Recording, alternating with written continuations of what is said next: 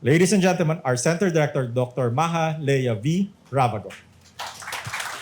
To our distinguished guest, Secretary Amenah Pangandaman of the Department of Budget and Management, Her Excellency Makawadi Sumitmore, Ambassador of the Kingdom of Thailand to the Philippines, Sawadee ka. Asek Romy Balangkit of DBM, of our officials here at INNOTECH, Robbie, Dads, Chris, and Pichi, colleagues at INNOTECH, and our partners in education sector, to all participants online and in person, good afternoon, magandang maulan na hapon sa ating lahat. On behalf of the Regional Center for Education, Innovation, and Technology, or INNOTECH, that is our name, one of the specialist centers of the Southeast Asian Ministers of Education Organization, or SEAMEO, I am pleased to welcome all of you to the 7th session of the INNOTECH Seminar Series on Education, Innovation, and Technology. Today's theme, Empowering the Nation Through Education and Digitalization, Budget Priorities, Key Reforms, and Enabling Strategies, reminds us that education and digitalization are now twin pillars of Philippine national development. They are at the heart of Ambisyon Natin 2040's vision of a matatag, maginhawa at panatag na buhay, and central to the Bagong Pilipinas agenda of renewal, good governance, and inclusive progress. Recent figures highlight the urgency of this dialogue. Based on the World Bank's World Development Indicators as of 2021, the Philippines allocated about 3.9% of its gross GDP and 16.7% of total government expenditure to education. In comparison, Malaysia devoted 4.3% of GDP and 20.5% of government expenditure. The 2030 Incheon Declaration by UNESCO recommend 4 to 6% of GDP devoted to education. So this conversation this afternoon is not only about education budgets, but also about the broader ecosystem that sustains innovation, including research and development, which digitalization depends on. The 2022 Research and Development Public Expenditure Review highlights that the Philippines' R&D spending remains below global average, with a gross expenditure on R&D of 0.32% of GDP, substantially lower than the global average of 2.04% and the 1% benchmark recommended by UNESCO. This matters because education builds human capital, while research drives the digital innovation that ensures learners can thrive in a rapidly changing economy. Without adequate and sustained investment in both, we risk limiting the capacity of future generations to contribute to inclusive and sustainable growth. At INNOTECH, we are committed to being a catalyst of innovation technology transforming Southeast Asian education, guided by our vision that by 2035, we will be a leading force in shaping learners into the change makers of tomorrow. We strive to help build schools that are adaptive, teachers that are empowered, and learners that are future ready. Our work with the Ministries of Education and also with the Department of Budget and Management and partners across Southeast Asia ensures that innovation is not only adopted but also embedded in policy, leadership, and practice. In this way, we align closely with the governments in the Southeast Asia's government's reform agenda, placing education and their potential at the center of progress. As we listen to our distinguished guest speaker today, let us reflect on how budget priorities, key reforms, and supportive strategies can come together with innovation and technology to strengthen education in our country.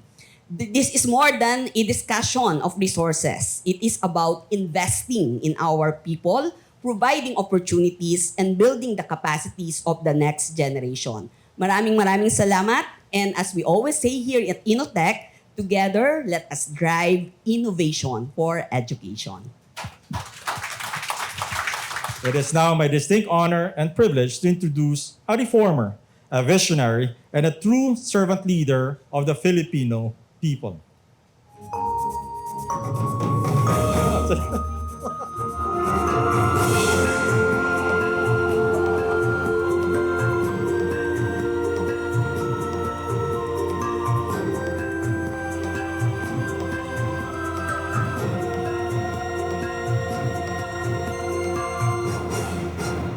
ladies and gentlemen, the Secretary of the Budget and Management, the Honorable Amenah F. Pangandaman. To SEAMEO INNOTECH, led by its Center Director, Dr. Mahalea V. Ravago. Our dear participants, of course, Her Excellency, Ambassador of Kingdom of Thailand to the Republic of the Philippines, Ma'am Makawadi Sumitmore. Nice to see you again po. Our participants today, fellow public servants, guests, ladies and gentlemen, and those who are watching us online, good afternoon po, magandang hapon po sa ating lahat. Assalamualaikum warahmatullahi wabarakatuh. On behalf of the Philippine government, allow me to express my deepest gratitude to SEAMEO INNOTECH for being our long-standing partner in advancing innovative, research-based, and technology-oriented solutions to address educational challenges not only in our country, but throughout Southeast Asia. In fact, this seminar series is a shining example of your commitment to empowering the entire region to effectively respond to the current and emerging needs of our learners and educators through lifelong learning and inclusive development. And so I am honored to speak at the 7th INNOTECH Seminar Series on Education, Innovation, and Technology, following the powerhouse lineup of thought leaders who have previously discussed artificial intelligence, knowledge economies, functional literacy statistics, future-ready higher education, and STEM education, all important topics in our efforts to build a future-proof nation. I would like to focus on three key topics: how we are transforming education and digitalization through public financial management and budget strategies, the reforms we are implementing to transform public service delivery, and the importance of applying the whole of society approach to achieving our national development goals as outlined in Philippine Development Plan 2023 to 2028. As you may know, the plenary deliberations on the proposed 6.793 trillion national budget for fiscal year 2026 have already begun. For this year, the topmost priority is to nurture future-ready generation as clearly identified even in our budget theme. This follows the directive of our President, President Bongbong Marcos. He even mentioned this in the last State of the Nation address, where he said, "Puspusan, pang-ayusin at pagandahin ng administrasyon ang sistema ng edukasyon." This is why for fiscal year 2026, we have significantly increased the allocation for basic and higher education to 1.224 trillion pesos. And I am proud to share that through the efforts and determination of our hardworking team at the DBM, for the first time, the Philippines will meet the UNESCO's recommendation of allocating at least 4% of the country's gross domestic product for education. Of this amount, the Department of Education is allocated with 928.52 billion pesos to ensure the delivery of quality basic education across the country. This budget will also ensure that no Filipino learner will be hindered by undernutrition or hunger. Some 11.8 billion pesos is allocated for the expanded school feeding program. In line with our commitment to ensuring that no child will be left behind, our last mile schools will also receive 3 billion pesos to address the gaps in resources and facilities of schools in geographically isolated and disadvantaged areas or GIDAs, while alternative learning system for out-of-school youth and adults will have a budget of almost 700 million pesos. Furthermore, we recognize that our students will have more opportunities to excel in learning environment with robust physical and digital infrastructure. So we have proposed a budget of 28.1 billion pesos for basic education facilities to support the construction of new classrooms and repair rehabilitation of existing ones, water supply, sanitation facilities, and other critical improvements. Meanwhile, the DepEd computerization program will have a budget of 16.45 billion pesos, recording a significant increase of 576% from its budget this year to support the rollout of e-classroom and e-learning packages. We are equally committed to closing the gap in our education workforce and enhancing the welfare of our education. In line with this, we have allocated 15.39 billion pesos to create over 65,000 teaching and non-teaching positions to ease the burden of admin work on our teachers. Towards a more accessible and high-quality tertiary education, our state universities and colleges will receive some 134.99 billion pesos, while the Commission on Higher Education will be allocated with 34 billion to support its Achieve agenda. Of this amount, 27.41 billion will fund the universal access to quality tertiary education to cover the tuition and other school fees of our students. Meanwhile, some 2.15 billion pesos will also be allocated for the student financial assistance programs to ensure that deserving learners from poor to lower middle income households will not be left behind. And for the first time, we will introduce the Bagong Pilipinas Merit Scholars Program with an allocation of 630 million pesos.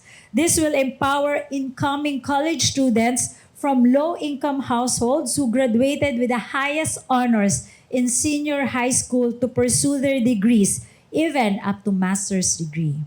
Ilan lang po ito sa mga budget na inilaan natin upang palakasin at pagandahin pa ang kalidad ng edukasyon sa ating bansa. Hangad namin na maaprubahan ang budget na ito upang mabigyan ng katuparan hindi lang ang mga plano na ito, kundi ang mga pangarap ng bawat kabataang Pilipino. To achieve this goal, we will pursue not only the passage of the national budget, but also its prudent management through our digitalization initiative.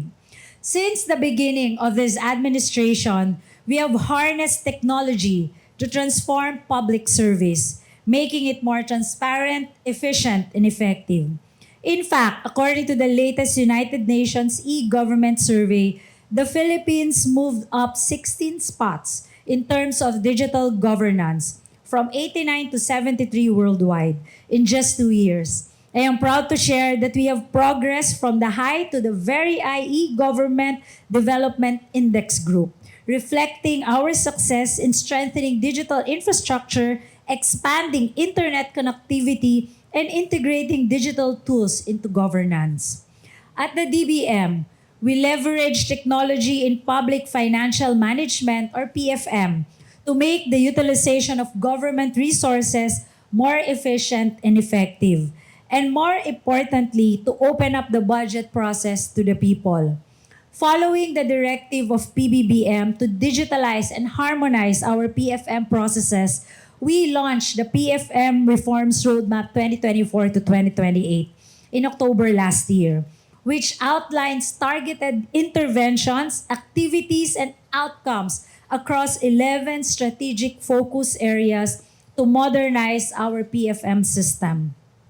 One of our key priority area is a digital PFM, which aims to achieve the full adoption of an integrated financial management information system across all agencies, ensuring seamless, efficient, and government transactions. I am also excited to announce that we are moving full speed ahead with a cloud-based deployment of the BTMS, starting with the core partner agencies with top spending allocations. This September, the Bureau of the Treasury and the DBM will go live with the system, followed by the Department of Finance, Department of Economy Planning and Development, Department of Education, Department of Health, Department of Social Welfare and Development in October. The initial rollout of the BTMS, focusing on the budget execution and utilization module, will establish a database of daily financial transactions across all national government agencies. This will enable real-time monitoring of obligations and disbursements, guiding decision makers to further improve resource allocations. To complement these efforts, we also launched the results of the 2024 Multi-Framework Public Expenditure and Financial Accountability PIFA assessments conducted with the support of the Asian Development Bank, among other development partners. Another milestone for the DBM is that for the first time, we have produced 5 reports, including the country's first ever Child Responsive PFM assessment. This report provided the baseline data on child-focused budgeting at a national level and recommended the integration of children's welfare across all stages of our PFM processes. Sa pamamagitan po nito, masisiguro natin na ang pera ng taong bayan ay nagagamit ng tama upang matugunan ang pangangailangan ng bawat mamamayan, lalo na ng ating mga kabataan.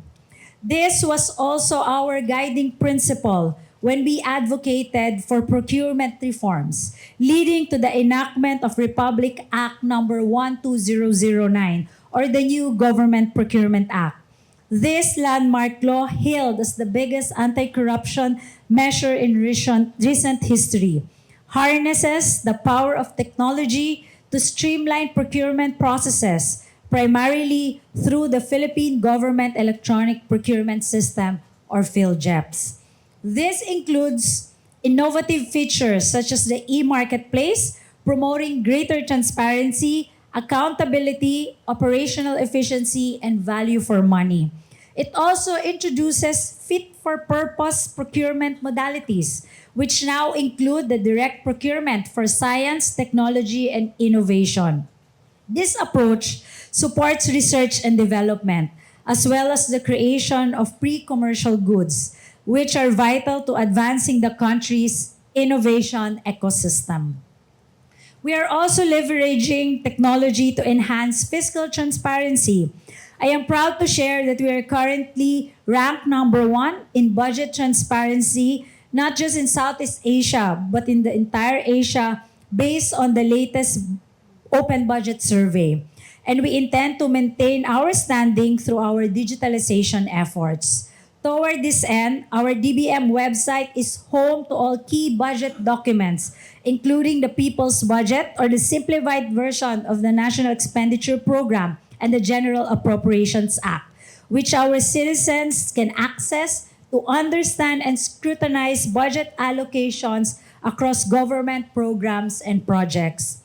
And on top of that, our website features a budget analytics dashboard where citizens can monitor the status of our national budget, particularly the NEP budget dimensions and the local government support fund.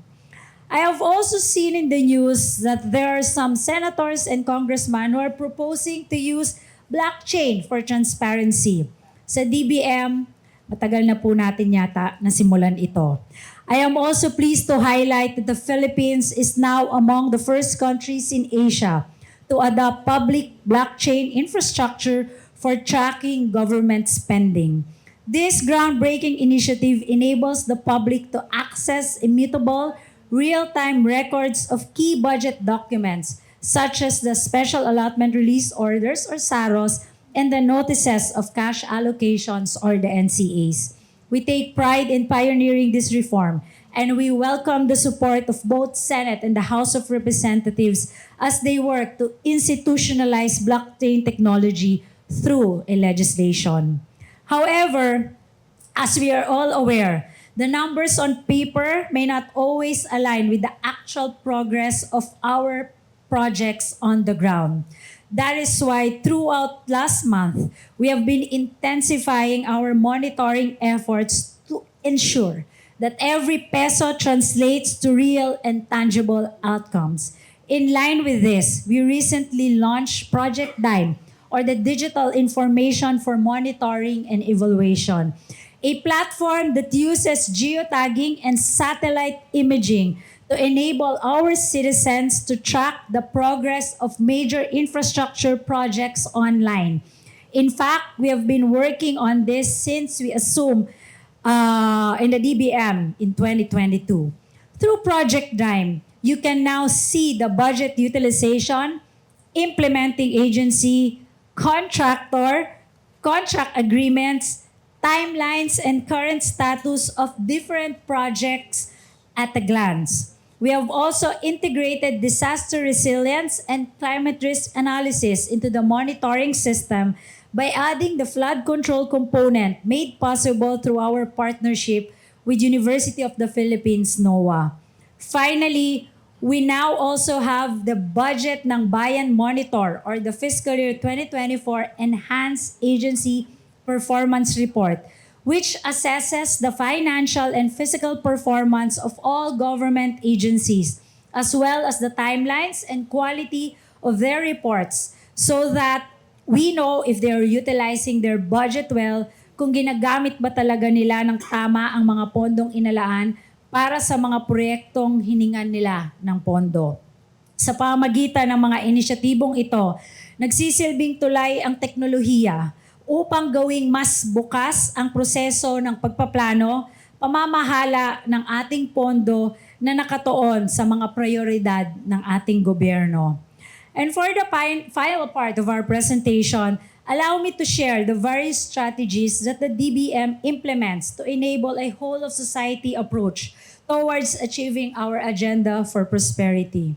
First, we are using the program convergence budgeting approach, an interagency effort to eliminate program duplication and align targets, beneficiaries, resources, and timelines across agencies as directed by the President.